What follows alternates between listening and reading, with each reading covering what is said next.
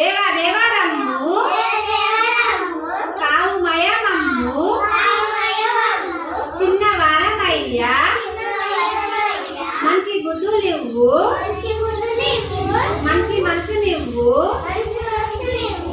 దయతో మమ్ము కాపాడుమయా. చెప్పండి కొట్టండి. మనము లేవాలి పళ్ళను బాగా తోమాలి చక్కగా స్నానం చెయ్యాలి